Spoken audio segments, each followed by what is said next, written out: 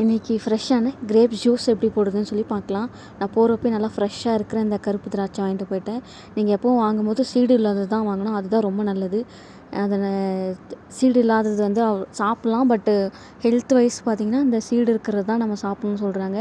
இந்த கருப்பு திராட்சையோட கொட்டை வந்து கேன்சரை போக்குற அந்த ஸ்ட்ரென்த்து கூட இருக்குதுன்னு சொல்லி சொல்கிறாங்க. ஸோ அதனால் நான் கருப்பு திராட்சையே வாங்கிக்கிட்டேன். இது பொய்யெல்லாம் கிடையாது, இது உண்மை தான். நான் அந்த கருப்பு திராட்சையோட கொட்டை நம்ம சாப்பிட்டோன்னா அதில் அந்த கேன்சரை குணப்படுத்துகிற இது கூட தன்மை கூட இருக்குதுன்னு சொல்கிறாங்க. இதை ஃபஸ்ட்டு நல்லா ஒரு தண்ணியில் கொஞ்சம் மஞ்சளும் உப்பும் போட்டு நல்லா கழுவி எடுத்துக்கிட்டேன். இதை பிச்சு நல்லா க்ளீனாக வாஷ் பண்ணி எடுத்துகிட்டு அதுக்கு மேலே ஒரு நல்ல தண்ணியும் போட்டு நல்லா க்ளீனாக கழுவி எடுத்துக்கலாம் ஃபஸ்ட்டு.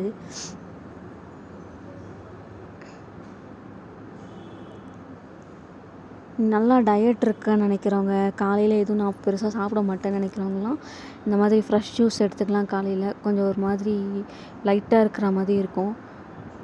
நல்லா இந்த மாதிரி வடித்து எடுத்துகிட்டு இது மேலே ஒரு நார்மல் வாட்டர் போட்டு அதையும் க்ளீனாக வாஷ் பண்ணி க்ளீனாக எடுத்துக்கோங்க.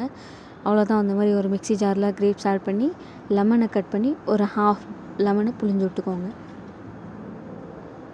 அது காலையில் எந்திரிச்சு குடிச்சிங்கன்னா வெறும் வயிற்றுக்கு அவ்வளோ நல்லது. கொஞ்சம் தண்ணி போட்டு நல்லா மிக்ஸியில் அடித்து எடுத்துக்கலாம்.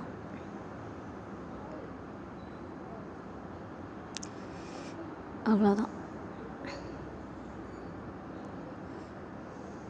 நான் அப்படியே கை போட்டு நல்லா கொட்டையை மட்டும் வடிக்கணுன்றதுக்காக அப்படியே குடிச்சிருக்கலாம். கொஞ்சம் காலையிலே குடிக்க முடியாதுங்கிறனால அப்படியே நல்லா கை போட்டு நல்லா புழிஞ்சு க்ளீனாக எடுத்துக்கிட்டேன். நீங்கள் வெயிட் லாஸு அந்த மாதிரிலாம் பண்ணணும்னு நினைக்கிறவங்க பெருசாக நீங்கள் டயட் சாட்லாம் போட்டுலாம் எதுவும் பண்ண வேணாம்.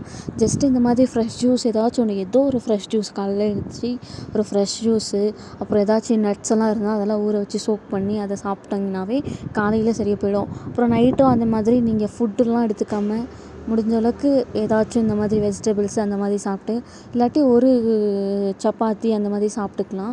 ஆஃப்டர்நூன் நீங்கள் ரைஸ் வேணுமா எது வேணாலும் சாப்பிட்டுக்கலாம். அவ்வளோதான். சூப்பரான கிரேப் ஜூஸ் செம்மையாக இருக்குது.